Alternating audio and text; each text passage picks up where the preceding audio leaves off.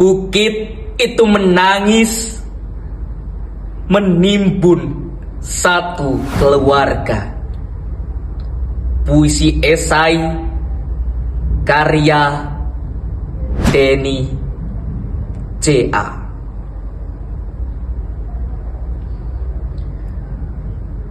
Musibah banjir besar di Sumatera bulan November 2025 telah menelan lebih dari 850 nyawa. Ini kisah bukit yang longsor yang menimbun satu keluarga.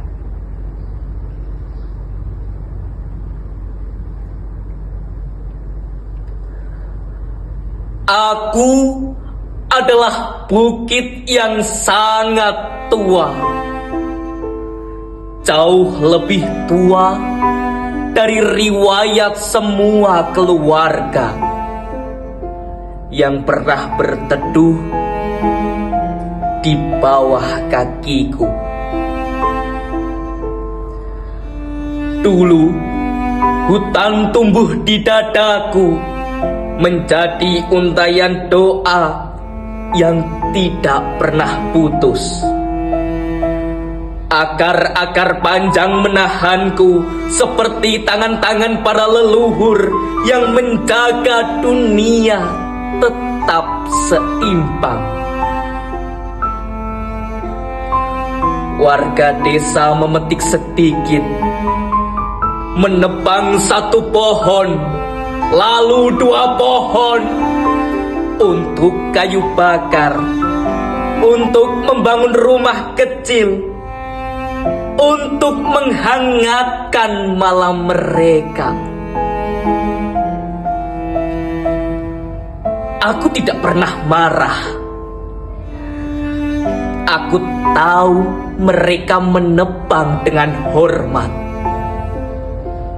seperti anak meminta kepada ibunya dengan suara pelan. Mereka memotong, tapi juga menanam. Mereka mengambil, tapi juga merawat. Aku tetap merasa dicintai.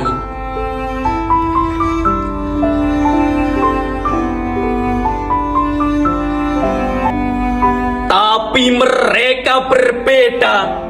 Gergaji tak lagi diayunkan oleh tangan desa. Mesin-mesin besar datang entah dari mana. Suara logamnya dingin tanpa nurani. Perusahaan-perusahaan itu naik ke punggungku, menjadi pasukan yang lapar, menggunduli rambut hijauku, menelanjangiku sampai ke tulang. Setiap pohon yang tumbang menjadi angka dalam laporan laba, menjadi jembatan menuju rekening mereka, bukan menuju kehidupan. Akar-akar penjagaku dicabut, bukan oleh orang yang merawatku, melainkan oleh mereka yang bahkan tak tahu nama desaku. Para pekerja berseragam mengiris tubuhku seperti mengiris kue ulang tahun. Namun tak ada doa, tak ada permisi, tak ada terima kasih. Mereka datang untuk menumpuk uang, bukan untuk menumbuhkan hutan. Dan ketika setengah tubuhku botak dan kerontang, mereka pergi, meninggalkan aku berdiri sendirian di hadapan badai yang semakin ganas.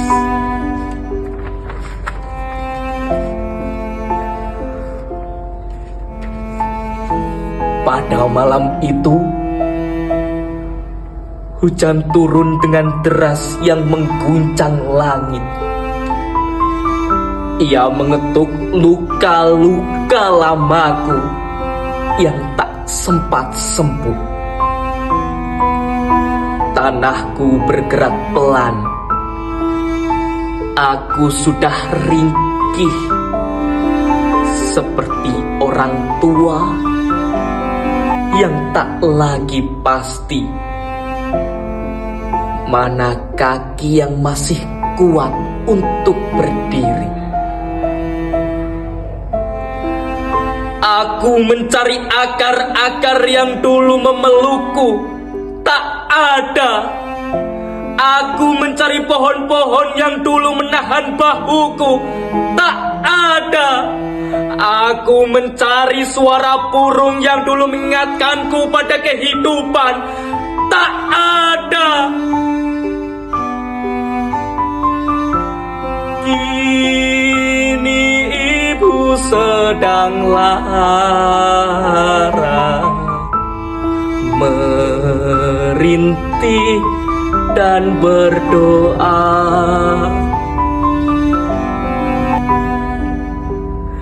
Yang tersisa hanya ruang kosong, luka industri yang baunya membuat bumi sendiri kamang.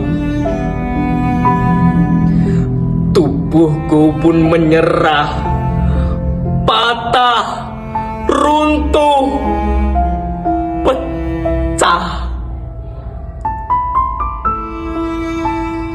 Bukan karena aku ingin, tapi karena aku tak lagi sanggup.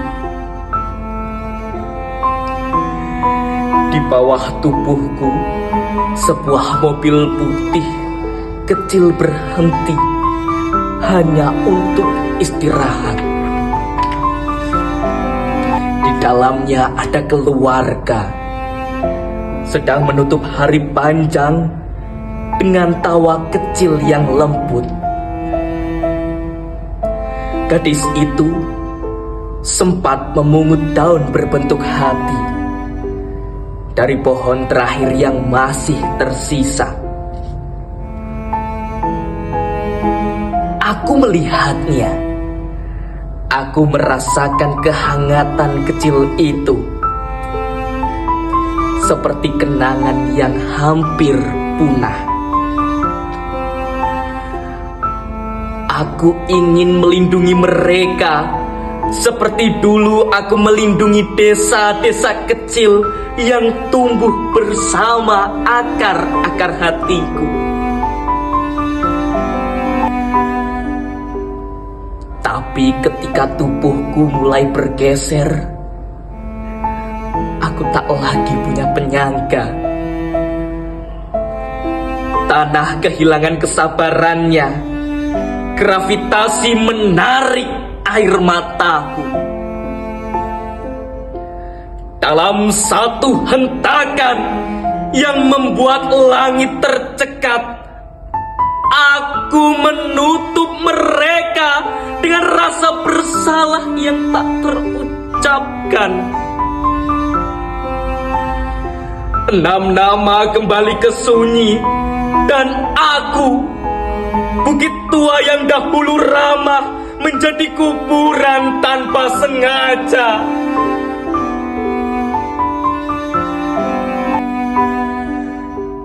Ketika aku runtuh, kampung-kampung kecil ikut hancur. Sungai meluap, membawa amarah yang lama disembunyikan. Jembatan patah karena janji yang tak pernah ditepati. Rumah-rumah terbalik menjadi hidup yang dikocok oleh tangan raksasa. Orang-orang berkata, hujan terlalu deras, tanah tak kuat, Ini musibah. Tidak, ini bukan musibah. Ini cermin raksasa. Bukan hanya hujan yang turun malam itu, tetapi kontrak-kontrak bisnis yang dulu ditandatangani tergesa, jatuh satu persatu dari langit sebagai batu dan batang mati. Di balik setiap meter tanah yang melorot, ada tanda tangan yang menjelma longsor, ada stempel yang berubah menjadi arus banjir, menelan nama-nama di kartu keluarga.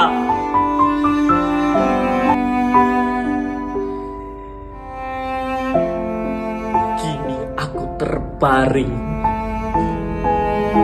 separuh hilang, separuh menjadi kubur. Namun yang paling hilang bukan lahanku, melainkan keyakinanku bahwa manusia masih mampu membedakan kebutuhan dari keserakahan. Warga desa menebangku dengan cinta, dengan hormat, dengan seimbang. Aku sanggup sembuh.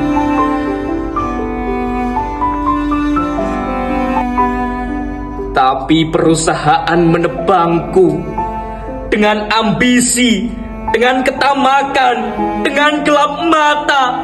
Aku tidak pernah bisa pulih.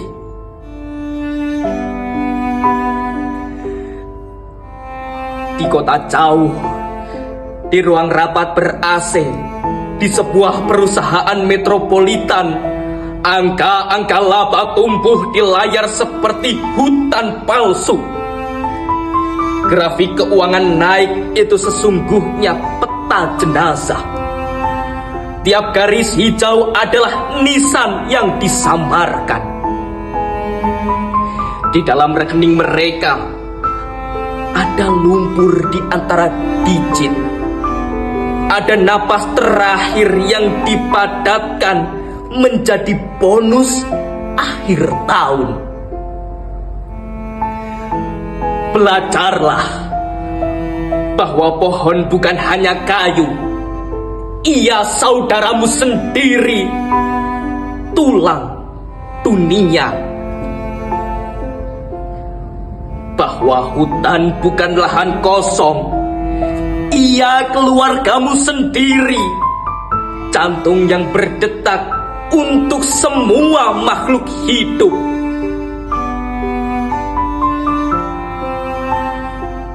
Jika manusia tak belajar, peta dunia pelan-pelan akan berubah warna. Hijau menjadi daftar duka, coklat menjadi arsip jenazah yang tak sempat dimakamkan. Di langit, awan akan menyalin diri menjadi fotokopi surat protes yang tak pernah kalian baca. Turun sebagai hujan yang menghapus alamat rumah dari setiap kartu keluarga.